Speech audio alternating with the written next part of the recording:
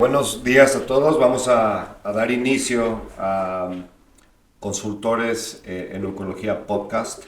Estamos muy contentos hoy con la doctora Atsiri Madero, doctora Laura Martínez y un servidor, Julio Peguero, para empezar estos podcasts, estas cápsulas informativas en el mundo de la oncología, dar un poco nuestras opiniones de las cosas que se van generando desde la perspectiva de investigación.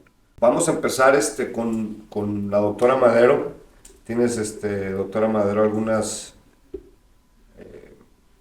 puntos que mencionar de ESMO. Claro, ¿Qué te pareció? pues Ahora en Barcelona. a propósito de que ESMO está bastante reciente, estuvo la semana pasada, se publicaron diferentes estudios, hay algunos que llamaron mi atención. Uno de ellos es en contexto de mantenimiento en cáncer de ovario, ¿no? Que parecía o se veía una promesa grande mantener a estas pacientes que habían respondido con inhibidores PARP, después de todos los resultados que nos habían llegado a dar estos resultados. Y se viene la publicación. Un segundo ahí. Claro. Tenemos a los pacientes con cáncer de ovario que vemos en la clínica y teníamos esta luz, ¿no? Nosotros, como dice la doctora, llegaba el paciente con cáncer de ovario, les dábamos su quimioterapia, generalmente platino con taxanos, a veces con Avastin, etcétera. Y bueno, luego iniciamos esta recuperación en mantenimiento con inhibidores de PARP. Así es. Y parecía bastante prometedor, y viene el estudio PRIMA en contexto de niraparib, que publica los resultados a 5 años, en donde no se ve un resultado estadísticamente significativo en supervivencia global.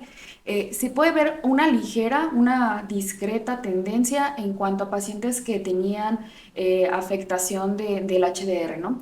Pero en números crudos, números reales, no se ve un resultado contundente en supervivencia global. Y aquí viene la pregunta de qué vamos a hacer con estos pacientes, porque los números de supervivencia libre de enfermedad son bastante buenos, y más todavía esos números son buenos en ambos poblaciones, porque recordemos que este estudio hizo la diferenciación, estratificación en cuanto a población que tenía esta alteración y población que no tenía esta alteración. Fueron mejores estos números en cuanto a población con alteración de los genes de la reparación homóloga, pero viene la pregunta, ¿qué vamos a hacer con estos pacientes? Puesto a que reportaron también ellos los números en cuanto a un POSOC de supervivencia libre de enfermedad, y siguen siendo bastantes nuevos. O sea, bastante impresionante el hecho de tener en mujeres con esta alteración un 35 versus un 16%. Y en población inclusive sin esta alteración un 22 versus un 12%, supervivencia global no lo tenemos, y viene esta pregunta que me generó este estudio. Claro. ¿Qué vamos a hacer con estos pacientes? Este es un punto definitivo como para ya no considerar dejarles un mantenimiento con niraparib.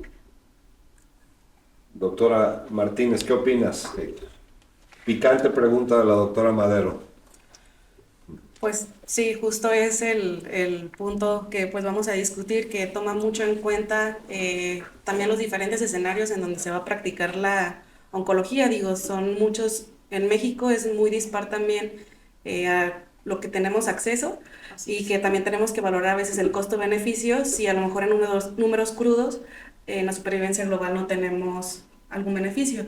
Viéndolo de la parte pública, que es donde pues tengo más experiencia, Claro. Pues sí va a ser algo difícil poder sostener exactamente este mantenimiento o tener herramientas para nosotros poder justificar el uso en estas pacientes, a pesar de que sabemos que la supervivencia pues libre de enfermedad al final se traduce también en un bienestar en la paciente. Así es. Pues estos datos, que no creo que fueron los que se esperaban, sí va a ser difícil, por lo menos en este contexto. Claro. En mi opinión, yo creo que sí, definitivamente controversial, PRIMA, ¿no? O sea, levanta muchas banderas. Yo creo que en la parte de oncología privada, donde hay acceso al medicamento, definitivamente hay que tener una conversación con el paciente, ¿no? Explorar la situación estadística, ¿no? Introducirlo, conducir al paciente a los beneficios desde el punto de vista de la supervivencia libre de enfermedad, y bueno, o sea, definitivamente cotejar eso con los efectos adversos de los inhibidores de PARP, y si son de verdad pues tolerables, estos efectos adversos definitivamente mejoran generalmente en calidad de vida, hasta desde el punto de vista también psicoemocional, el saber que no hay enfermedad activa. Y viene quizá esta perspectiva de poder perfilar al paciente en contexto de todo lo que está alrededor de él, desde el acceso, desde el entendimiento, desde cómo se sienta. Tendrán que haber análisis de calidad de vida, porque también impactó en cuanto al tiempo posterior para una segunda terapia. Y ese número también está bastante interesante en ambos grupos, y también la seguridad que le puede llegar a dar un paciente con una enfermedad de esta índole, el hecho de tener un mantenimiento, de sentir la seguridad de tener un mantenimiento, algo que podamos hacer para frenar la posibilidad de que pueda recurrir la enfermedad. Entonces, creo que quedan muchas preguntas al aire con estos resultados. Definitivamente, como lo comentaba la doctora Laura, creo que nadie se esperaba un resultado de esta índole. Nos hubiera gustado escuchar un resultado favorable en cuanto a supervivencia global, que lo hiciera más contundente, porque muchas veces así tomamos las decisiones, ¿no?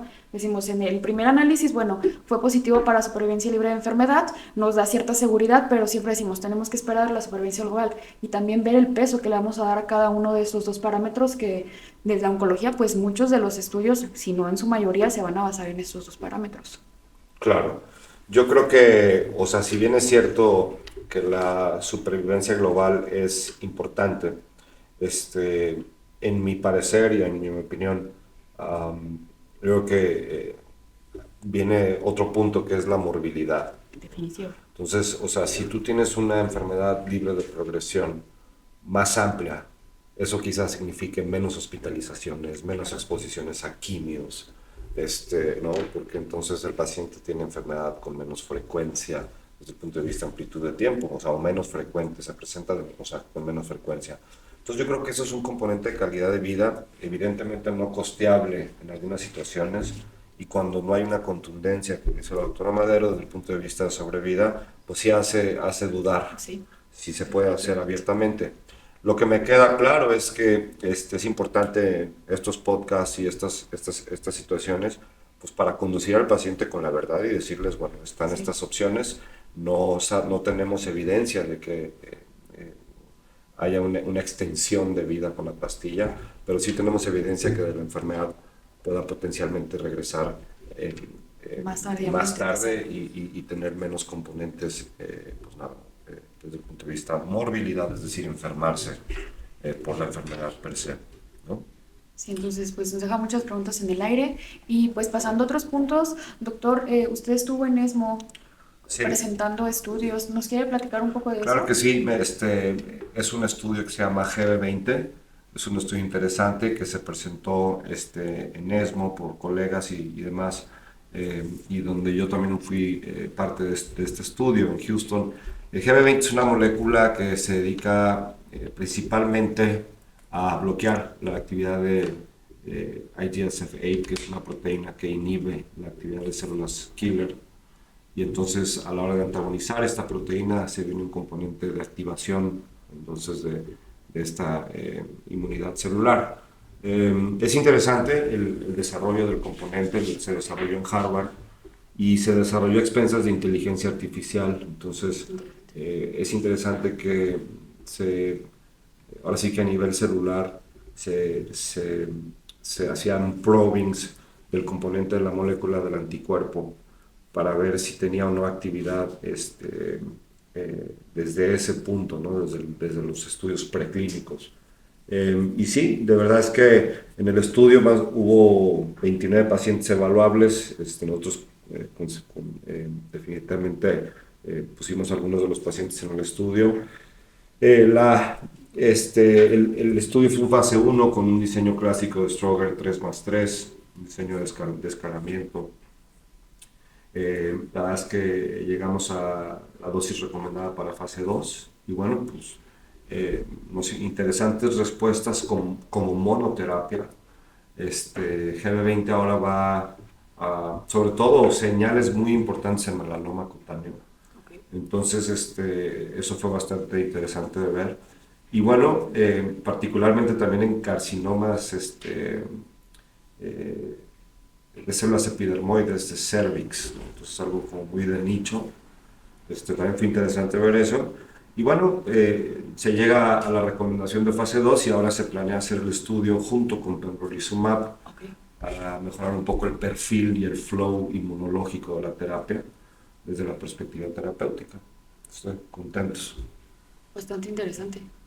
Y pues recordar que siempre la investigación, el objetivo es eso, ¿no? Darnos nuevas oportunidades para poder seguir con el tratamiento de esta enfermedad que pues en mucho tiempo, en algunos objetivos, en algunos tumores en especial, no se había avanzado tanto y siempre tener opciones para el paciente, ¿no? Claro.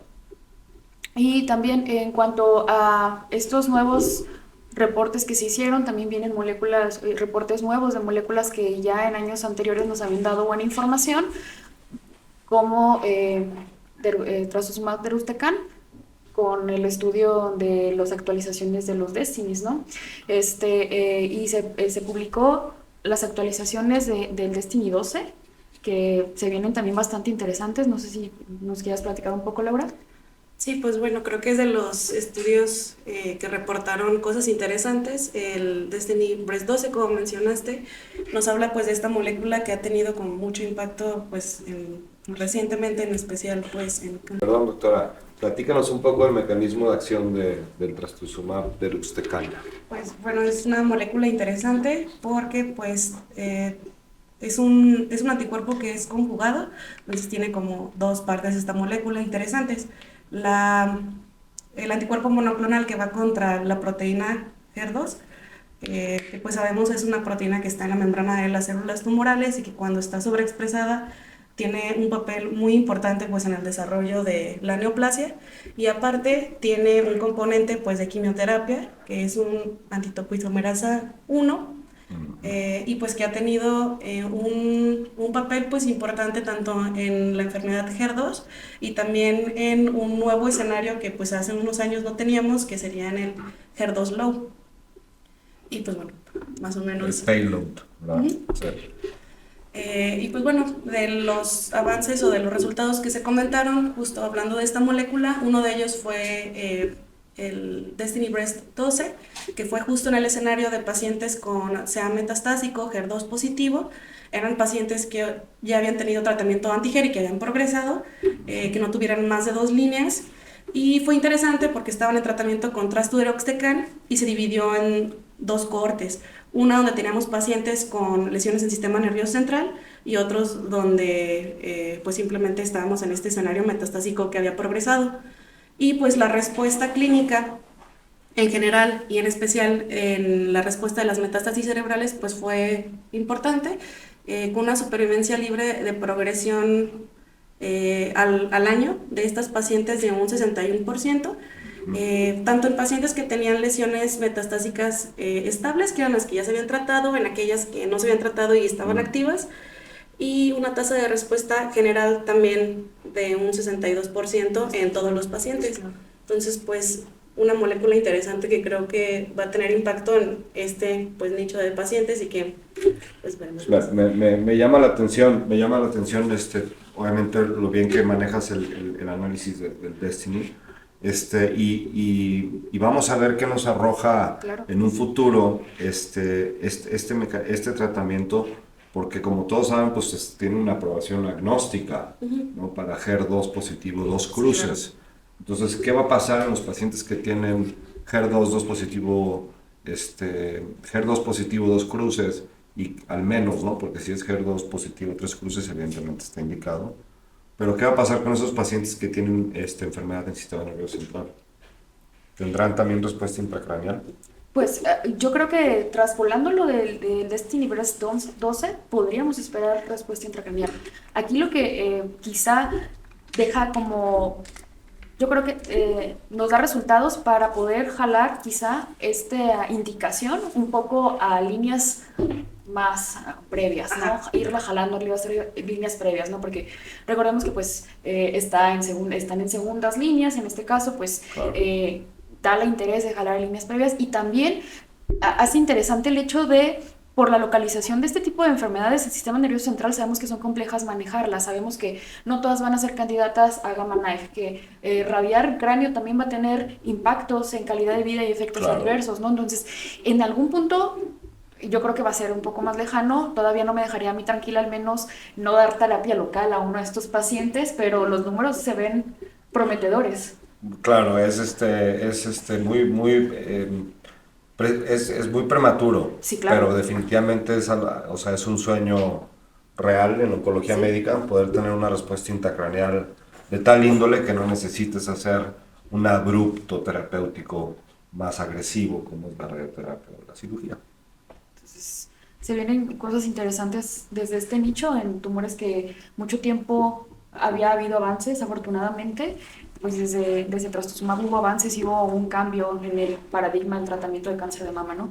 Pero qué bueno que se han venido nuevas formas de tratar con estos nuevos medicamentos que tienen más mecanismos de acción y aprovechar como todos estos mecanismos de acción, seguimos atentos pues a los resultados que vienen con estas moléculas que no solamente van a estar ahí, también hubo presentaciones en otros tipos de tumores. Claro. Bueno, pues creo que con esto cerramos nuestra primera emisión de podcast Consultores en Oncología. Tenemos un recap muchísimo más extenso de todo ESMO. Si ustedes quisieran contactarnos, pues pudieran mandar un email. Doctora, ¿quieres dar tu email? ¿Tienes tu Sí, recap que hiciste? Sí. claro, es amadero@consultoresenoncología.com y estamos aquí en Guadalajara a la orden, Hospital San Javier, piso 4, área de quimioterapia. Perfecto. Doctora Martínez, por favor. Mi correo al cual pueden contactarme es doctora.lauramartinezonco@gmail.com. Es Laura MTZ Onco. Muchísimas gracias a todos los Onconerds por ahí escuchando nuestro podcast. Nos vamos a ver otra vez pronto con análisis de papers que salen, con clinical trials de relevancia. Muchas gracias.